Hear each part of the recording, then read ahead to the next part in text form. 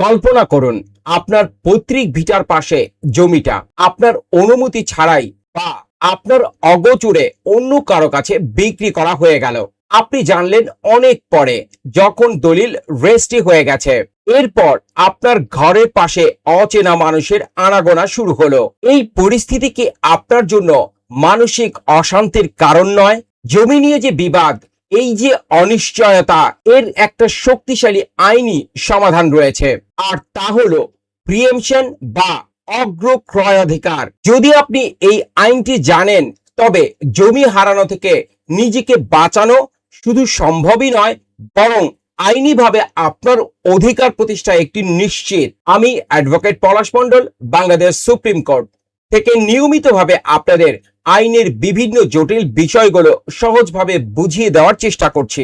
আজ আমরা যে টপিক নিয়ে আলোচনা করব, প্রিএমশন বা অগ্রক্রয়াধিকার, তা শুধু কোনো আইন নয়, এটি আপনার সম্পত্তির রক্ষা কবচ। অনেকেই মনে করেন জমি একবার বিক্রি হয়ে গেলে আর কিছুই করার নেই। আজকের এই আলোচনাটি আপনাদের দেখানো হবে কিভাবে সঠিক সময়ে পদক্ষেপ নিলে আপনি সেই সম্পত্তির মালিক বা অগ্রাধিকার দাবি করতে পারেন। আমি জানি আপনাদের অনেকের মনে ভয় কাজ করে যে আইনি লড়াই মানেই লম্বা সময়, অনেক খরচ এবং শেষ পর্যন্ত মামলার ফলাফল কি হবে তার অনিশ্চয়তা। আজকের সেশনে আমি আপনাদের আশ্বস্ত করতে চাই, আইনি প্রক্রিয়ায় সঠিক দলিল, উপযুক্ত প্রমাণ এবং নির্দিষ্ট সময়ের মধ্যে পদক্ষেপ নিতে পারলে আপনার ভয়ের কোনো কারণ নেই। আমরা শিখব মুসলিম আইন অনুযায়ী সাফা দাবি করতে হয় কিভাবে, কিভাবে রাষ্ট্রীয় অধিগ্রহণ ও প্রজাস্বত্ব আইনের 96 ধারা প্রয়োগ করতে হয়। আমি আপনাদের কথা দিচ্ছি, আজকের এই পুরো ভিডিওটি দেখলে আপনি জমি সংক্রান্ত অনেক ভীতি দূর হয়ে যাবে এবং নিজের অধিকারের ব্যাপারে আপনার অনেক বেশি আত্মবিশ্বাসী হয়ে উঠবেন। এবার আসি মূল আলোচনার প্রেক্ষাপটে। আমাদের সমাজে জমি শুধু একটি সম্পদ নয়, এটি আমাদের আবেগ, এটি আমাদের পারিবারিক পরিচয় ও নিরাপত্তা। এখন প্রশ্ন জাগতে পারে, আইন কেন জমি কেনার সময় কাউকে অগ্রাধিকার দেয়? কেন সরকার বা আমাদের প্রচলিত আইন অন্য কাউকে জমি কেনার সুযোগ করে দেয়? এর পেছনে রয়েছে চমৎকার কিছু আইনি দর্শন। প্রথমত, সামাজিক শান্তি বজায় রাখা। ভাবুন তো, আপনার বাড়ির বা কৃষি জমির ঠিক মাঝখানে বা গায়ে যদি কোনো ব্যক্তি এসে বসতি গড়ে তোলেন যার সাথে আপনার কোনো সাংস্কৃতিক বা পারিবারিক মিল নেই, তাহলে সেখানে আপনার গোপনীয়তা বা নিরাপত্তা কতটা বিঘ্নিত হবে। প্রিএমশন আইন একটি সামাজিক শৃঙ্খলা রক্ষা করে। দ্বিতীয়ত, সম্পত্তির অখণ্ডতা। জমি সংক্রান্ত সাধারণত পৈতৃক সূত্রে বড় আকারে থাকে। যখন পরিবারের কোনো শরিক তার অংশ বিক্রি করে দিতে চান, তখন বাইরের কোনো ব্যক্তি ঢুকে পড়লে সম্পত্তির পূর্ণ বিন্যাস বা ম্যাপ নষ্ট হয়ে যায়। শরিকদের মধ্যে জমি সীমাবদ্ধ থাকলে পারিবারিক বিবাদ কম হয় এবং চাষাবাদের সুবিধা হয়। মুসলিম আইনের সাফা এবং আমাদের প্রজাস্বত্ব আইনের 96 ধারা মূলত এই উদ্দেশ্যেই তৈরি। এটি নিশ্চিত করে যে পরিবারের সম্পদ পরিবারের মধ্যেই থাকুক বা অন্তত এমন কারো কাছে থাকুক যে পার্শ্ববর্তী সংযুক্ত মালিক জমির মালিক। এখন একটি গুরুত্বপূর্ণ বিষয় বলি, কেন এই বিষয়টি আপনার জানা জরুরি। অধিকাংশ ক্ষেত্রে শরিক বা প্রতিবেশী জানেই না যে তার জমিটি কেনার প্রথম অধিকার তারই ছিল। অনেক সময় জমি বিক্রেতা কৌশল করে অন্য কারো কাছে জমি বিক্রি করে দেন এবং দলিল সম্পূর্ণ হওয়ার পর দেখা যায় জমিটি আর কোনো পরিচিত ব্যক্তি কাছেই নেই। আপনি যদি জানেন যে আইন আপনাকে সুরক্ষা দিচ্ছে, তবে জমি বিক্রির খবর পাওয়া মাত্রই আইনি পদক্ষেপ নিয়ে আপনার অধিকারটি রক্ষা করতে পারবেন। না জানলে আপনি যা হারাবেন তা শুধু জমি নয়, বরং আপনার পারিবারিক নিরাপত্তা ও শান্তির পথ। আইনটি প্রথাগত বা ধর্মীয় যাই হোক না কেন, আদালত এখন প্রতিটি প্রিএমশন মামলা অত্যন্ত গুরুত্বের সাথে দেখে। বিশেষ করে রাষ্ট্রীয় অধিগ্রহণ ও প্রজাস্বত্ব আইনের অধীনে এখন প্রিএমশন দাবি করা অনেক বেশি শক্তিশালী ও কার্যকর। এটি আপনাকে কেবল সুযোগই দেয় না, বরং বিক্রেতার কোনো ভুল বা ষড়যন্ত্রের বিরুদ্ধে শক্তিশালী আইনি ঢাল হিসেবে কাজ করে। এই বিষয়টি না জানলে আপনি আপনার পৈতৃক ভিটা বা জমি নিয়ে সারা জীবনের জন্য জটিলতায় জড়িয়ে পড়তে পারেন। আচ্ছা, এবার একটু থামি। আপনারা যারা এই মুহূর্তে ভিডিওটি দেখছেন, যাদের মধ্যে এমন কেউ আছেন কি যারা অতীতে বা বর্তমানে কোনো প্রিএমশন বা জমি সংক্রান্ত মামলার মুখোমুখি হয়েছেন, অথবা এমন কোনো পরিস্থিতি কি আপনারা দেখেছেন যেখানে জমি বিক্রি করার জন্য শরিক বা প্রতিবেশী কোনো পদক্ষেপ দিতেও পারেনি আপনাকে? আপনার কমেন্ট বক্সে আপনার অভিজ্ঞতা বা ছোট করে প্রশ্নটি লিখুন। আমি দেখতে চাই আপনাদের এলাকাগুলোতে প্রিএমশন নিয়ে কি ধরনের চ্যালেঞ্জ দেখা যাচ্ছে। একটা মজার তথ্য দেই, আদালতে অধিকাংশ প্রিএমশন মামলা কিন্তু জমির আইনি জটিলতার চেয়েও বেশি গুরুত্ব পায় ব্যক্তির অধিকার প্রমাণ করার ক্ষেত্রে। তাই আপনাদের কোনো প্রশ্ন থাকলে এখনই কমেন্ট বক্সে জানান। আপনাদের সক্রিয় অংশগ্রহণই কিন্তু এই ভিডিওটি আরো তথ্যবহুল করবে। দ্রুত লিখুন। আইনের গভীরে প্রবেশের আগে আমাদের মৌলিক ধারণাগুলো পরিষ্কার করতে হবে। মুসলিম আইনের সাফা বা প্রিএমশন কোনো সাধারণ প্রথা নয়, এটি সম্পত্তির অধিকার সুরক্ষার একটি প্রাচীন ও শক্তিশালী দর্শন।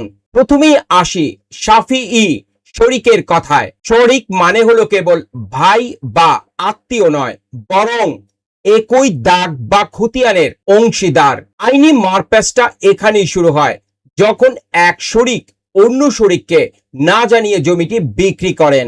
তখন আইন আপনাকে সুযোগ করে দেয় বিক্রেতার একতরফা সিদ্ধান্তকে চ্যালেঞ্জ করার। এরপরে আসি শাফিঈ খালিদ, যারা একই ব্যক্তিগত সুবিধাদি ভোগ করেন। ধরুন একই পুকুর বা একই চলাচলের পথ। এগুলো আইনিভাবে আপনাদের দাবিকে মজবুত করে। শেষে শাফিঈ জার বা প্রতিবেশী। অনেক ক্ষেত্রে দেখা যায় প্রতিবেশীর সাথে বিরোধ থাকলেই প্রিএমশনের দোহাই দিয়ে মামলা করা হয়। আদালত কিন্তু দেখেন আসলে আপনার সাথে জমিটি সংযুক্ত ছিল কিনা। এই 3 স্তরের অগ্রাধিকার বুঝতে পারাটাই হলো প্রিএমশনের প্রথম ধাপ। এবার আসি রাষ্ট্রীয় অধিগ্রহণ ও প্রজাস্বত্ব আইনের 96 ধারায়। এটি একটি টেকনিক্যাল জায়গা। এই আইনের 96-1 ধারা অনুযায়ী সহ শরিকরাই প্রধানত দাবিদার। আইনের নির্ধারিত সময়সীমা পার হয়ে গেলে আপনার মামলা করার অধিকারটি চিরতরে বন্ধ হয়ে যেতে পারে। আর প্রিএমশন মামলার সবচেয়ে বড় আতঙ্ক হলো টাকা জমা। ধারা 96 অনুযায়ী মামলাটি আদালতের অন্তর্ভুক্ত হওয়ার প্রথম শর্ত হলো আপনি যে জমিতে অধিকার দাবি করছেন সেই জমির মূল্যের উপর শতভাগ টাকা এবং সাথে অতিরিক্ত 25% ক্ষতিপূরণ, অর্থাৎ মোট 125% টাকা সরকারি ট্রেজারি চালানের মাধ্যমে জমা দিতেই হবে।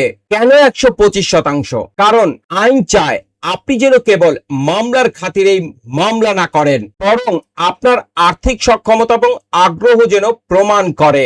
আমি প্র্যাকটিসে দেখেছি অনেক যোগ্য প্রার্থী কেবল সময় মতো টাকা চালানের মাধ্যমে জমা দিতে না পারার কারণে মামলা হারিয়েছেন। এটি একটি আইনি ট্র্যাপ বা ফাঁদ, যা থেকে আপনাকে সচেতন থাকতে হবে। যদি খতিয়ানের জমিটি কৃষি হিসেবে রেকর্ড করা থাকে তবেই 96 ধারা কাজ করবে। অকৃষি বা বসতবাড়ির ক্ষেত্রে প্রিএমশনের এই আইন সরাসরি প্রযোজ্য নয়। পরিশেষে আসি কোর্ট ফি বা অন্যান্য খরচ নিয়ে। কোর্ট ফি হলো রাষ্ট্রের পাওনা। প্রিএমশন মামলার ক্ষেত্রে কোর্ট ফি নির্ধারিত করা হয় সম্পত্তির বাজার মূল্য বা দলিলের উল্লেখিত মূল্যের উপর ভিত্তি করে। এটি অ্যাড ভ্যালোরাম বা মূল্যানুপাতিক, অর্থাৎ আপনার জমির দাম যত বেশি আপনার কোর্ট ফিও তত বেশি হবে। অকৃষি জমির ক্ষেত্রে অকৃষি প্রজাস্বত্ব আইনের অধীনে কোর্ট ফি এর হার কিছুটা ভিন্ন। আমি আপনাদের পরামর্শ দেব মামলা দায়েরের আগে একজন অভিজ্ঞ আইনজীবী বা বার অ্যাসোসিয়েশনের কোর্ট ফি চার্ট দেখে নেবেন। অনেকে ভুল করে কম কোর্ট ফি দিয়ে মামলা শুরু করেন, যার ফলে পরবর্তীকালে মামলা খারিজ করে দেন বিজ্ঞ আদালত। তাই ছোট ভুলগুলোই আপনার আইনি পথের লড়াইয়ে বাধা হয়ে দাঁড়াবে। প্রিএমশন কেবল একটি লড়াই নয়, এটি আপনার পৈতৃক সম্পত্তির উপর আইনি অধিকার আদায়ের একটি সঠিক এবং পরিকল্পিত মাত্রা। এবার আরো পরিষ্কার করার জন্য আপনাদের একটি বাস্তব ভিত্তিক কেস স্টাডির কথা বলি। রহিম সাহেব এবং করিম সাহেব তারা দুজনেই চাচাতো ভাই, একই খতিয়ানের শরিক। তাদের মধ্যে পৈতৃক ভিটার পাশে 10% সম্পত্তি ছিল, যা তারা যৌথভাবে ভোগ দখল করতেন। রহিম সাহেব কাউকে কিছু না জানিয়ে গোপনে তার অংশের জমিটি পাশের গ্রামের এক ব্যবসায়ীর কাছে বিক্রি করে দেন। এমনকি দলিল রেজিস্ট্রেশন করার সময় তিনি ঘোষণা দিয়েছিলেন যে এই সম্পত্তিতে অন্য কোনো শরিক নেই। এদিকে করিম সাহেব যখন জানতে পারলেন তার বাড়ির পাশের জমিটি অপরিচিত কোনো ব্যক্তির কাছে বিক্রি হয়ে গেছে, তখন তিনি মানসিকভাবে ভেঙে পড়লেন, কারণ রহিম সাহেব তাকে জানানোর প্রয়োজনটুকু মনে করেনি। এবার করিম সাহেব কি করলেন? তিনি দেরি না করে একজন আইনজীবীর পরামর্শ নিলেন। করিম সাহেব রাষ্ট্রীয় অধিগ্রহণ ও প্রজাস্বত্ব আইনের 96 ধারার সুযোগ নিলেন। তিনি দলিল রেজিস্ট্রেশনের পর আইনি নোটিশ প্রদান করলেন এবং নির্ধারিত সময়ের মধ্যেই বিক্রি মূল্যের উপর 100% টাকা এবং 25% ক্ষতিপূরণ সহ মোট 125% আদালতের ট্রেজারি চালানের মাধ্যমে জমা দিলেন। আদালত করিম সাহেবের এই গোপনীয়তা এবং আইন লঙ্ঘনের বিষয়টি গুরুত্বের সাথে নিলেন। রহিম সাহেব দাবি করলেন যে করিম সাহেব প্রিএমশনের যোগ্য নন, কিন্তু করিম সাহেব তার নথিপত্র এবং খতিয়ানের মাধ্যমে প্রমাণ করলেন যে তিনি একজন প্রকৃত সহশরিক। আদালত রায় দিলেন যে বিক্রেতা শরীফকে না জানিয়ে যে জমি বিক্রি করার অধিকার রাখেন না, ফলে করিম সাহেব তার টাকা জমা দিয়ে ওই জমিটি আইনত ক্রয় করার অধিকার লাভ করলেন এবং সেই ব্যবসায়ীর বা ক্রেতার দলিলটি বাতিল হয়ে গেল। এই গল্প থেকে আমরা কি শিখলাম? 1. গোপন চুক্তি বিপদ ডেকে আনে। রহিম সাহেব যা করেছিলেন তা শুধু আইনতই ভুল। 2. সময় মতো পদক্ষেপ। করিম সাহেব যদি দেরি করতেন তবে তিনি আইনি প্রতিকার পাওয়া অসম্ভব ছিল। এবং 3. প্রমাণাদি। আপনার কাছে যদি সঠিক খতিয়ান বা শরিক হওয়ার প্রমাণ থাকে তবেই আইন আপনার সাথে থাকবে। করিম সাহেবের মতো সঠিক সময়ে সচেতনতা হওয়াটাই হলো আপনার আসল বুদ্ধিমত্তা। জমি হারানোর কোনো ছোট বিষয় নয়, তাই নিজের অধিকার সম্পর্কে সচেতন থাকুন। আমাদের আজকের আলোচনার একেবারে শেষ প্রান্তে চলে এসেছি। এতক্ষণ আমরা প্রিএমশন আইনের যে বিষয়গুলো নিয়ে আলোচনা করলাম তা থেকে একটি বিষয় স্পষ্ট যে আইন আপনাকে সুরক্ষা দেওয়ার জন্য প্রস্তুত। শুধু প্রয়োজন আপনার সঠিক সময়ে সচেতন হওয়া। প্রিএমশন কেবল একটি আইনি লড়াই নয়, এটি আপনার পৈতৃক সম্পত্তি বা পরিবারের অখণ্ডতা রক্ষার একটি অধিকার। আইনি লড়াই সফল হওয়ার প্রস্তুতির কোনো বিকল্প নেই। আপনার হাতের কাছে সঠিক খতিয়ান রাখা, বিক্রয় সংক্রান্ত তথ্য গোপনের উপর নজর রাখা এবং সবচেয়ে গুরুত্বপূর্ণ হলো আইনের সীমাবদ্ধতা এবং সময়সীমা সম্পর্কে সচেতন থাকা। মনে রাখবেন, আদালত কেবল সাক্ষ্য প্রমাণ বা আইনের যথাযথ অনুসরণকেই গুরুত্ব দেয়। তাই কোনো জমি সংক্রান্ত জটিলতায় পড়লে আবেগপ্রবণ না হয়ে দ্রুত একজন আইনজীবীর সাথে পরামর্শ করুন এবং আইনের পথটি বেছে নিন। আজকের আলোচনার সারসংক্ষেপ: জমি বিক্রির কথা শুনলেই বসে থাকবেন না, সাথে সাথে খোঁজ নিন। শরিক হিসেবে আপনার অধিকার সম্পর্কে নিশ্চিত হন। কোর্ট ফি এবং ট্রেজারি চালানের প্রক্রিয়াটি সঠিকভাবে সম্পন্ন করুন। আমি জানি আপনাদের মনের মধ্যে অনেক প্রশ্ন আছে, আপনাদের সেই প্রশ্নগুলো কমেন্ট বক্সে রেখে দিন। আমি চেষ্টা করব পরবর্তী ভিডিওতে আপনাদের প্রশ্নগুলোর উত্তর দেওয়ার জন্য। আমাদের এই আইনি সচেতনতার যাত্রায় আপনারা আমাদের সাথে থাকার জন্য সবাইকে অশেষ ধন্যবাদ। যদি মনে করেন আজকের ভিডিওটি আপনাদের কোনো বন্ধু বা আত্মীয়র উপকারে আসতে পারে, তবে এখনই এটি শেয়ার করে দিন।